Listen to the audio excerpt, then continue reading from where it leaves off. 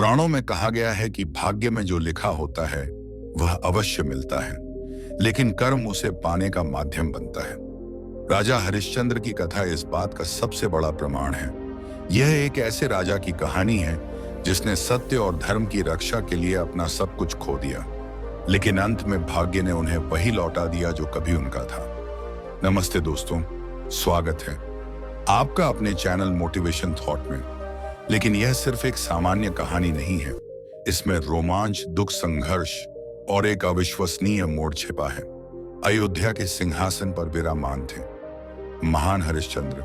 वे केवल एक योद्धा नहीं बल्कि सत्य और धर्म के प्रतीक थे। उनके राज्य में कोई भूखा नहीं सोता था, कोई अन्याय नहीं होता था और हर व्यक्ति न्याय पाता था। उनकी पत्नी रानी तारामती और पुत्र रोहिताश्व भी उतने ही धर्मपरायण थे, लेकिन नियति को कुछ और ही मंजूर था। एक रात जब अंधकार घना था और पूरा महल शांत था, राजा हरिश्चंद्र को एक भयानक स्वप्न आया। उन्होंने देखा कि एक विशाल काय अंधेरा बादल उनके महल पर छा रहा है। अचानक उस बादल के बीच से भगवान शिव प्रकट हुए और गंभीर स्वर में बोले, राजन, तुम्हारी परीक्षा का समय आ गया है। सत्य और धर्म के मार्ग पर अडिग रहना चाहे तुम्हें अपना सब कुछ क्यों न खोना पड़े। राजा हड़बड़ा कर जागे, पसीने से लथपथ। यह स्वप्न कोई साधारण स्वप्न नहीं था, यह उनके भाग्य का संकेत था। लेकिन उन्हें नहीं पता था कि यह परीक्षा इतनी कठोर होने वाली है कि उनके जीवन को पूरी तरह बदल देगी। सुबह होते ही राजमहल के दरवाजे पर तेज आवाज हुई।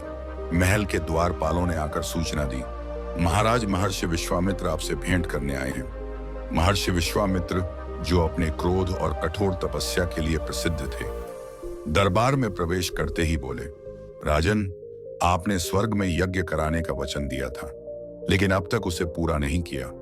यदि आप सत्यवादी हैं तो अपना वचन निभाए और मुझे सारा राजपाट दान में दीजिए।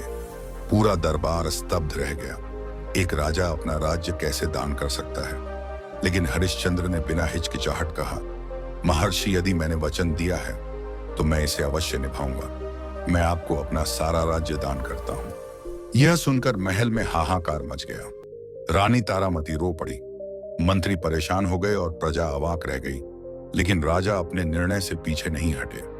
महर्षि विश्वामित्र ने मुस्कुराते हुए राज्य स्वीकार कर लिया और बोले, राजन, दान देने के बाद दान दक्षिणा भी देनी पड़ती है।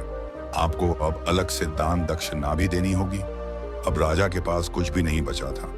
उन्हें अपनी पत्नी और पुत्र के साथ महल छोड़ना पड़ा। लेकिन विश्वामित्र के क्रूर इरादे यही नहीं रुके। उन्होंने राजा पर श्राप दिया, अब से तुम और तुम्हारा परिवार अपार दुखों का सामना करेगा जब तक कि भाग्य स्वयं तुम्हारी परीक्षा समाप्त नहीं करता। राजा रानी और उनके पुत्र ने कई दिन जंगलों में भटकते हुए बिताए।